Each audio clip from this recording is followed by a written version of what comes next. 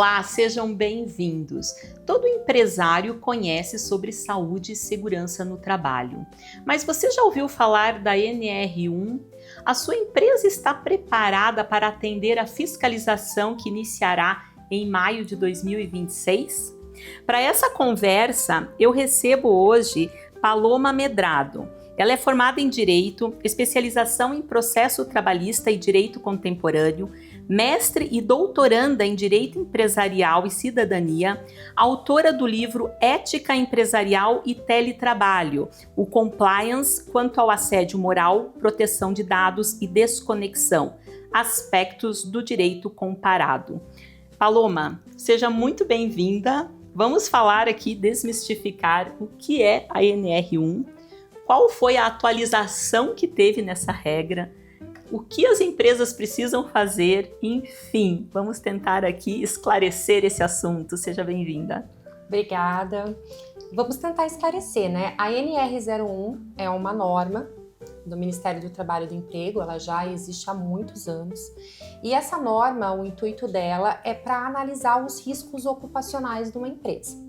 Houve sim uma atualização em 2022 que foram incluídas as questões dos riscos psicossociais. No entanto, a NR01 ela sempre teve essa previsão de análise de riscos. Quais riscos? Por exemplo, uma empresa a gente precisa analisar se tem riscos químicos, biológicos, físicos, ergonômicos e agora os riscos psicossociais. Podemos pensar em riscos químicos, por exemplo, a tinta, né, um elemento químico que pode trazer aí algum problema de saúde e segurança do trabalho para o empregado. A gente pode pensar no físico, o ruído, né, o alto ruído de uma indústria, que também pode trazer problemas de saúde para o empregado. O biológico, podemos pensar no sangue. O ergonômico, a gente pode pensar na cadeira, aqui, na mesa. E agora, com a atualização que foi em 2022, os riscos psicossociais, que a gente pode pensar no assédio, nas doenças mentais gerais, como o burnout, a grande pressão do trabalho, as jornadas excessivas, tudo que pode trazer de alguma forma alguma doença mental para aquele empregado que pode derivar do ambiente de trabalho. Incluindo aí a questão do ambiente tóxico, né, que o pessoal comenta muito, né, e aí vem junto com o assédio moral, ou às vezes até aquela pressão de trabalho, ou tudo junto, e o funcionário acaba não suportando. Agora, é interessante porque você comentou que a própria atualização foi em 2022, 23. Foi em 2022. Isso, a atualização que se incluiu a questão dos riscos psicossociais foi em 2022. A vigência, a regra, começou em 2025, a partir de maio de 2025. No entanto, a fiscalização, que vai ser quando o auditor do trabalho pode vir até a sua empresa para verificar se a documentação está correta, vai ser a partir de maio de 2026. Então, esse é todo um cronograma. Você teve uma atualização, entrou em vigor em 25, a fiscalização em 26. Exatamente. O que exatamente as empresas precisam ter para mostrar para essa fiscalização? PGR, que é o Programa Geral de Riscos Ocupacionais. O PGR ele já é um documento obrigatório, tá? Em regra, todas as empresas precisam do PGR. Lá no PGR, a gente vai ter o gerenciamento dos riscos. O que vai acontecer? Vai vir um profissional, normalmente da área de medicina e segurança do trabalho, profissionais como técnico de segurança do trabalho, um engenheiro do trabalho, um médico do trabalho, profissionais que têm o conhecimento na parte de segurança e medicina do trabalho. Ele vai analisar aquele ambiente do trabalho e vai verificar quais são os riscos ocupacionais daquelas atividades. E analisando e verificando a possibilidade desses riscos, eles vão desenvolver um plano de ação. Esse plano de ação que vai estar lá nesse PGR vai ser para eliminar aquele risco ou para mitigar aquele risco. Então, o empregador com o PGR ele consegue analisar dentro da atividade dele se tem realmente algum risco efetivo ocupacional que possa trazer um acidente do trabalho, uma doença do trabalho para os empregados dele. E ele, como empregador, ele tem o risco do negócio, ele tem a obrigação de desenvolver uma atividade segura. E por meio do PGR ele consegue ter essa análise efetiva, se aquele local tem riscos efetivos de um acidente ou uma doença ocupacional ou se não tem. E dentro dessa análise eles vão conseguir verificar se você tem algum treinamento obrigatório de segurança do trabalho, se você precisa usar algum equipamento, né, um EPI ou um equipamento de proteção coletiva, né, que pode ser um equipamento de proteção individual ou um equipamento de proteção coletiva para evitar aquela doença, aquele acidente, vir aquele risco, ou também para mitigar. Tem algumas situações que a gente não consegue evitar de todo, mas a gente consegue ter uma mitigação ali do risco. E tudo isso só é identificado por meio do Programa de Gerenciamento de Riscos Ocupacionais. E nesse programa de gerenciamento, onde as empresas vão documentar esses riscos e também colocar ali quais são os controles, né, que vão eliminar ou mitigar, esse documento, quando você comentou que vai vir um médico do trabalho, são os especialistas. Isso vai fazer parte da fiscalização ou as empresas têm que fazer isso antes da fiscalização? Antes da fiscalização, então as empresas precisam documentar os riscos com especialistas, ou seja, né, chamar os especialistas, levantar quais são os riscos que tem na empresa, quais são os controles necessários, isso tudo colocar num documento chamado Programa de Gestão de Risco, para que isso, quando for a fiscalização, isso seja apresentado e demonstrado, olha, eu tenho esses riscos, mas eu tenho esses controles e eu estou, né, aqui com um ambiente mais seguro. É um pouco disso. Todas as empresas precisam ter o PGR ou tem alguma flexibilização em termos de escopo, em termos de simplificação, né, uma empresa pequena? Como que funciona isso, Paloma? A boa prática é que todas têm, tá? Porque mesmo pequenos negócios, pode acontecer de ter risco. No entanto, o legislador ele deixou uma situação que para o MEI ou, né, o microempreendedor ou empresas de pequeno porte que estão enquadradas no risco 1 e risco 2, que está especificado na norma, não precisam fazer de forma específica o PGR. Ele pode fazer uma declaração própria dizendo que não existem riscos biológicos, físicos, químicos, ergonômicos e psicossociais na atividade dele, né, de forma ostensiva, vamos dizer assim. E aí ele consegue fazer isso por meio de uma declaração própria, específica, para eliminar esses riscos. Mas precisa ser atividades que estão no risco 1, risco 2. Exemplos: um pequeno escritório de contabilidade, uma pequena loja de roupas, um pequeno estabelecimento, por exemplo, de um salão de beleza, aonde a olho nu a gente consegue observar que não existe tantos riscos ali de acidente de trabalho ou de desenvolvimento de uma doença laboral. No entanto, se a empresa tiver possibilidades financeiras de desenvolver o PGR, eu recomendo que o faça. Por quê? Porque amanhã ou depois, se você receber uma reclamatória trabalhista ou até mesmo, por acaso, for autuado ali pelo Ministério do Trabalho e Emprego, a empresa vai ter de forma efetiva uma defesa, principalmente em relação a possíveis acidentes do trabalho ou doença laboral. Pensando muito mais até em doença laboral, tá? Hoje a gente teve um aumento muito significativo na Justiça do Trabalho de ações judiciais que solicitam o reconhecimento de doença do trabalho. Doenças do trabalho também mentais. Então, hoje em dia a gente está vendo solicitação de doença mental até para empresas bem pequenininhas. E se eu tenho um PGR bem desenvolvido ali, né, uma análise bem desenvolvida dos riscos, eu posso usar isso como uma defesa. Como forma de defesa para provar que o ambiente do trabalho era adequado. Porque aí você tem aquilo documentado e você consegue comprovar, olha, o meu estabelecimento, a minha empresa, se tinha esse risco, estava mitigado dessa forma, ou a avaliação de risco não é tão relevante. Quer dizer, aqui a gente fala um pouco indo além, né, do que a regra pede ou do que a lei exige, é você ter melhores práticas e realmente você fazer uma avaliação no teu ambiente de trabalho e entender a que riscos os teus funcionários estão expostos, né? E, obviamente, talvez ali o escopo seja um pouco menor, o volume de risco seja menor, vai ter situações que você vai talvez declarar que não tem o risco, mas você pelo menos documentando isso fica um trabalho ali melhor para evidenciar e aí numa defesa, né, em possíveis questionamentos jurídicos. Isso. É um pouco disso. O que eu recomendo normalmente, pensando em clientes ali que é empresa? Quanto maior a documentação, né, quando a gente consegue formalizar, documentar, melhor. Porque o ônus probatório documental sempre vai ser do empregador. Né? Então, o empregador ele precisa demonstrar que aquele ambiente de trabalho é seguro e adequado. E hoje, com o aumento, né, como eu disse, dos afastamentos, inclusive a gente teve um aumento muito alto dos afastamentos por doenças mentais pelo INSS. doenças como burnout, ansiedade, depressão. Se eu não me engano, tanto a depressão quanto a ansiedade já está em segundo e terceiro lugar dos maiores afastamentos pelo INSS, perdendo apenas pela lombalgia. Então houve um aumento, assim, que é algo assustador. E isso vem, claro, que a gente veio de uma pandemia, mas também vem de ambientes de trabalho complicados, né? Ambientes tóxicos, tem bastante. Tóxicos, a questão do assédio, né?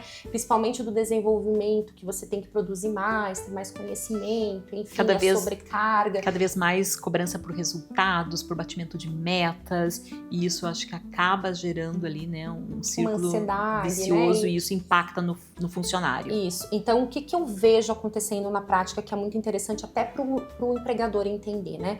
Na Justiça do Trabalho, normalmente a gente tem duas diferenciações quando a gente pensa em doença do trabalho. A gente tem um nexo causal e a gente tem a concausa. O nexo causal é quando a doença foi desenvolvida por causa do trabalho. E a concausa é quando a doença pode ter sido desenvolvida por uma questão genética, enfim, uma questão pessoal dela, mas ela teve uma piora por causa do trabalho. E o que eu vejo acontecendo? Essa pessoa já tem uma predisposição para ansiedade, ela já tem uma predisposição para depressão. Mas por causa de um ambiente de muita pressão, enfim, ou de sobrecarga, ou de acúmulo de função, acúmulo de obrigações, essa pessoa piora. E ela tem uma concausa. Então a gente está vendo muito reconhecimento de concausa na Justiça do Trabalho para doenças como depressão e ansiedade, o que faz o empregador ter responsabilidade por aquela doença, podendo inclusive responder por uma incapacidade parcial ou uma incapacidade total. Então, pensa que isso agrava ainda mais o risco do próprio empregador, né? Porque ainda, se a pessoa tem já, né, a genética, ou já tem os problemas de forma pessoal, se ela agrava dentro do ambiente, você pode ter ali um risco trabalhista, um questionamento trabalhista e responder por essa questão aí, por essa causa. Então, como o PGR é importante, como essa análise é importante, né? Como é importante ter esse controle ali, às vezes, de uma empresa de medicina e segurança do trabalho ou de profissionais habilitados para conseguir analisar aquele ambiente de trabalho. Tanto para a gente pensar, claro, no trabalhador em si, que a gente precisa de ambiente de trabalho seguro e saudável, mas também pensando numa proteção para aquele empregador, né? Porque se por acaso acontecer alguém de má fé ou, né, com uma má disposição de tentar entrar com uma reclamatória e reconhecer algo que não existe, a gente pelo menos tem uma documentação hábil para a gente se defender. Para se defender. Fazendo uma pergunta, Paloma, mas antes da pergunta, acho que nós vamos pedir o café. Eu vi a Milena ali bem na hora que eu ia fazer a pergunta. Vamos lá. Para você nesse qual? Quero um cappuccino. Certo. E o seu, Zeila? O meu chocotino. Tá. Obrigada, Milena. Então, a pergunta que eu ia fazer é voltada à questão do desenho do PGR, né? Você comentou de especialistas. As empresas precisam contratar pessoas especializadas para fazer esse levantamento, ou dependendo de um ambiente um pouco mais simples, o próprio empregador, junto com os funcionários, tentar identificar e desenhar essa avaliação de risco. Isso também é válido ou tem que estar assinado por especialistas? O PGR precisa estar assinado por especialistas, tá? Tem que ser um técnico de segurança do trabalho, um engenheiro do trabalho, um médico do trabalho. Normalmente é feito por empresas de medicina e segurança do trabalho, que tem uma equipe multidisciplinar que consegue fazer todas essas avaliações. E que de fato algumas empresas já cumprem com isso, né? Acho que essa análise da segurança do trabalho, normalmente, pelo menos quando você vai abrir uma empresa, em algumas situações isso já é solicitado. Então, seria contratar uma empresa para fazer esse levantamento e o PGR ele precisa de uma revisão contínua. Qual que é a periodicidade? Como que funciona essa revisão? Ele precisa ser revisado anualmente, ou se houver alguma mudança efetiva da atividade, da função, que tem que ser atualizado no PGR. Mas todos os anos ele precisa se atualizar. Muitas vezes ele se mantém, mas o profissional precisa verificar se teve alguma mudança ali, se teve alguma alteração no ambiente. E aí você, obviamente, ou você atualiza dizendo que não teve alteração, mas se tiver uma alteração também antes de um ano, aí você tem que renovar essa documentação. Tem que renovar e já tem que informar para que seja atualizado. Porque se acontecer de uma fiscalização, vamos pensar nela, né? A fiscalização vem aqui, eu entrego o PGR lá para o fiscal. Ele vai analisar, mas ele também vai verificar o seu ambiente de trabalho. Se ele observar que não tem as informações adequadas, provavelmente ele vai autuar. Uma coisa que é muito importante e que às vezes eu percebo em muitas empresas, é que a empresa ela segue a regra, ela tem o PGR, mas ela não lê. Então ela não verifica qual é o plano de ação. E isso é muito importante, empregador. Se você fez o PGR, se você fez o PCMSO, se você está com essa documentação de segurança e medicina do trabalho atualizada e adequada, analise quais foram os riscos ocupacionais que foram observados ali pelo profissional e qual foi o plano de ação. Por que eu digo isso? Porque às vezes você tem um plano de ação para eliminar aquele risco ou para mitigar e o empregador não aplica. E se ele não aplica... Aí não funciona. Não funciona. Isso que você trouxe é bem importante, porque a maioria das empresas, às vezes, preparam documentos para apresentar para fiscalização, para apresentar para uma auditoria, para apresentar por regra, mas, na verdade, toda a documentação que é requerido por lei, né, todo requerimento, é uma questão para a empresa, né? Não é para você mostrar para o fiscal, é para a empresa, é para a segurança da empresa, é para mitigar riscos da empresa. Então, você tem que conhecer quais são os seus riscos, até para garantir que está tudo mapeado e que você tem os controles, né? E onde não tem controles, você tem que implementar os controles, né? Eu até, quando a gente estava comentando da NR1, eu estava comentando aqui com a minha equipe mesmo aqui da loja, né? A loja, claro, até por isso que eu perguntei, a gente vai ter que chamar aqui, formalizar o PGR, mas assim, a gente trabalha com forno, a gente trabalha com, né, máquina de café que sai vapor quente, que tem o risco de se queimar, tem o risco de inalar produtos de limpeza quando a gente faz a limpeza do forno, enfim. Então, isso tudo eu tenho que estar documentando e falar assim, tá bom, quais são os controles? Bom, você vai mexer no forno, tem que botar a luva, tem que botar o protetor, tem que botar a máscara, tem que botar o óculos, que são os equipamentos, inclusive, que o próprio fabricante do forno fala, olha, para manusear tem que ter esses equipamentos. Então, as empresas precisam conhecer isso. Isso que você falou é super importante. Não é para apresentar para o fiscal, é para você ter um ambiente adequado de saúde e segurança do trabalho. Exatamente. O que eu digo? O PGR é para evitar acidentes do trabalho e o desenvolvimento de doenças do trabalho. Isso é para a proteção do empregador. Veja que você ter um acidente de trabalho na sua empresa é terrível. Pensa o ônus que traz tanto para a imagem e para a empresa, até financeiramente, mas também o ônus que você traz para a vida daquele empregado. Né, que às vezes pode ficar incapacitado para a vida toda, ou em situações mais graves perder a vida. Né? A mesma coisa de uma doença que você pode estar ali desenvolvendo naquele empregado, que vai sim lhe trazer ônus financeiros, tanto no aspecto previdenciário, porque hoje a gente está reconhecendo doença do trabalho como acidente do trabalho, com a obrigação de abertura de CAT, e aí com afastamento por auxílio de doença acidentária, em que o empregador tem responsabilidade de pagar a FGTS, tem estabilidade de emprego de 12 meses do retorno, como também você vai ter ali o grande risco de você ter que pagar danos materiais e morais para aquele empregado. Então hoje, qualquer ação judicial que seja reconhecido mesmo um nível de incapacidade, a gente pode pensar em questões aí de 500, R$1 milhão. Então, dependendo da empresa, você pode quebrar uma empresa. Aí tem o aspecto financeiro, mas como você comentou também, eu acho que tem aqui um aspecto ético, um aspecto moral, um aspecto, né, de consciência, de você entender que se um ambiente da tua empresa causou algum dano para algum funcionário, para alguma pessoa, isso também repercute, né? Então, assim, você tem o financeiro, mas você também tem aí todos os outros aspectos que cercam essa situação. Paloma, comenta um pouco pra gente, acho que até um pouco antes da gravação, a gente estava falando aqui e você trouxe uma informação que eu não sabia e eu achei bem interessante, que é o PCMSO versus o ASO. Então comenta um pouquinho, né, sobre a diferença e quando um é requerido, quando o outro é requerido. E me parece que tem uma situação em que não é legalmente requerido o ASO. Então, explica pra gente como que é essa dinâmica. Tá. O PGR e o PCMSO, vamos pensar, eles andam juntos, tá? O PGR é o Programa de Gerenciamento de Riscos, ele é mais geral.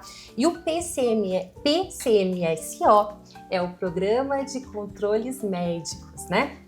De Saúde Ocupacional. Então, existem algumas atividades que a gente precisa ter o controle médico mesmo. Então eu preciso fazer lá, por exemplo, o exame auricular, né? Porque se eu estou num ambiente com muito ruído, que usa protetor auricular, dependendo ali da movimentação física, aquilo pode causar um dano ali ao ouvido. Então eu preciso, de forma periódica, fazer esse exame com o médico do trabalho. Por exemplo, uma atividade que também eu tenha muita força manual, né, que pode lesionar minhas costas, meus braços, minhas pernas, eu preciso também fazer exames periódicos. Quem que vai definir esses exames periódicos e quando precisam ser feitos? Vai ser por meio do PCMSO, porque lá vai ser identificado os riscos médicos e quando eu preciso fazer exames e fazer essas avaliações, tá? O ASO é o Atestado de Saúde Ocupacional. Ele é muito importante. Em tese, deveria ser obrigatório para todos, tá? Por quê? Porque por meio do ASO, quando a pessoa começa a trabalhar, eu consigo verificar se ela está capaz ou não para o desenvolvimento daquela atividade. Então, por que eu digo que é sempre importante fazer o ASO para os meus clientes? Porque se eu venho com uma pessoa que já está vindo de uma outra empresa com alguma doença ou com alguma incapacidade, eu vou pegar no ASO. Vou te dar um exemplo clássico que eu tenho com frequência dentro do escritório. Vamos pensar numa atividade de construção civil, onde que a gente tem ali um trabalho manual com força. A gente tem muito nesses trabalhadores problemas de lombalgia. Por quê? Porque eles, né, querendo ou não, têm um trabalho braçal. Esse trabalhador trabalhou muito tempo ali numa outra empresa com esse trabalho braçal e agora ele vai para a minha empresa. Pode ser que ele já venha ali com certa incapacidade de trabalho ou com alguma lesão do trabalho. No ASO eu vou pegar, se ele tiver qualquer questão de incapacidade. E você já registra Eu que já ele tenha, registro que ele que já ele tem. chegou com aquele problema. E daí, se por acaso, no decorrer, né, ele piorar, enfim, ou tiver alguma questão que depois ele diga que foi da minha atividade que desenvolveu, eu já tenho esse histórico anterior. Olha, ele já tinha ali um indício. Então, eu não vou responder, literalmente, por aquela doença ou por aquela lesão. Então, por isso que é muito importante fazer o ASO. Da mesma forma, quando o empregado sai da sua empresa. Porque aí o médico do trabalho vai verificar se ele está ou não incapacitado. Se o médico do trabalho identificar que ele está incapacitado, você nem dispensar pode. Porque aí precisa que ele esteja bem capacitado para voltar para o mercado de trabalho. Então, se todas as empresas fizessem isso de forma coerente e adequada, talvez a gente não tivesse tantos problemas aí. E se as empresas fizessem entendendo essa necessidade e não a para cumprir lei. Vamos pensar na obrigatoriedade. É a mesma questão lá do PGR e do PCMSO. A gente tem situações que o MEI, né, o microempreendedor, a empresa de pequeno porte, lá de grau 1, de grau 2, ela tem essa dispensa, né, por fora, uma questão de análise ali, por ser uma empresa pequena e não for identificado riscos ocupacionais. Aí ela tem essa dispensa da análise do PGR e do PCMSO e, querendo ou não, ali também dentro do ASO. Mas eu não recomendo, tá? Eu, como advogada, recomendo sempre fazer o ASO, mesmo que você seja um microempreendedor. E lembrando, se você é um MEI e você trabalha dentro de uma outra empresa prestando serviço, essa outra empresa tem que te incluir dentro do PGR e do PCMSO também. Porque tá? você está exposto aos mesmos riscos. Mesmos riscos. Mesmo que você seja aí um profissional autônomo, querendo ou não, você está exposto. Então, a parte de risco ocupacional, uma questão até moral e ética, também precisa proteger esse profissional. Ou seja, se você é MEI e atua numa empresa, peça pelo PGR, entenda quais são os riscos dessa empresa e quais são os controles, até para que você também se proteja, né? Porque isso pode impactar a saúde e a tua segurança física, a tua integridade física, né? Nós estamos falando disso. Vamos pensar, por exemplo, um trabalho em altura. Trabalho em altura, a gente tem treinamentos obrigatórios para o treinamento do trabalho em altura previstos nas NRs. Então, ali tem que ter um treinamento específico que você tem que ser encaminhado como empregado para fazer esse treinamento. Você não pode trabalhar em altura sem aquele treinamento. Por quê? Porque você tem equipamentos de proteção individual, equipamentos de proteção coletiva, você tem toda uma forma de fazer aquele trabalho para te garantir segurança. Então, você também, como empregado, pode exigir os treinamentos adequados. Você tem que entender, porque até você tem que saber usar esses equipamentos, né? Não adianta, imagina aí, você trabalhar em altura, você tem um risco que pode ser fatal. Fatal. E existem diversos casos, né? Então, uma coisa que eu dou treinamento em algumas empresas, tá? E algumas empresas, às vezes, a gente tem um pouquinho de dificuldade que o empregado não quer usar o equipamento de proteção. Então, já aconteceu muito de eles acham que atrapalha. Ai, me atrapalha, eu não consigo fazer atividade. Eu falo, gente, Se esse equipamento de proteção existe, é porque alguém se deu mal. E aí a gente pensou nele, né? Então, por que a gente tem um capacete? Porque alguém deve ter, né, sofrido alguma lesão porque não usou o capacete. Da mesma forma, por que eu preciso, né, da proteção para a altura? Porque se você cair, é o seu corpo que vai, né? Então, assim, as chances de você morrer ou as chances de você ter uma incapacidade terrível, né, um nível de incapacidade por causa disso é altíssimo. Então, se os equipamentos de proteção existem, é porque já aconteceu um acidente de trabalho. E depois de toda a nossa construção ali de saúde e segurança do trabalho, hoje o legislador prevê isso como obrigatório. Então, use, tá? Se teu empregador está te entregando equipamentos de proteção, use. Inclusive, dependendo do equipamento de proteção. Se você, como empregado, não usar, cabe ao empregador, inclusive, com a possibilidade de justa causa. Vou te dar um exemplo. Eu tenho um empregado que eu sei que tem que usar cinto num ambiente de trabalho em altura. Se eu pego esse empregado sem o cinto... É porque você fica com o risco trabalhista depois, Total. né? E eu acho que mais além, né? Se o empregador te dá o EPI, você usa. Se ele não der e tiver risco, peça. Né? Porque eu acho que aqui é super importante. Paloma, você não vai acreditar que nós estamos terminando o programa. Passa muito rápido. Eu acho que aqui a ideia era a gente passar um pouco das informações. É claro que tem muito detalhe, tem muita coisa, né, para o pessoal, eu acho que pesquisar, se informar. Mas eu acho que a principal mensagem que fica aqui é que além do que diz a lei, a gente precisa ter bom senso, a gente precisa fazer aquilo que é correto, ainda que não exista lei pedindo. Então, e segurança e saúde no trabalho não se brinca, a gente tem que cuidar e isso é uma responsabilidade do empregador, mas também do empregado, né? Garantir ali que a empresa está cumprindo também com todos os requerimentos, certo? Então, a gente fica por aqui. Eu espero vocês na próxima semana. Agradeço aqui, Paloma, as tuas explicações. Foi maravilhoso, acho que bem esclarecedor. Uma ótima semana a todos. Espero vocês na próxima sexta-feira. Beijo, tchau.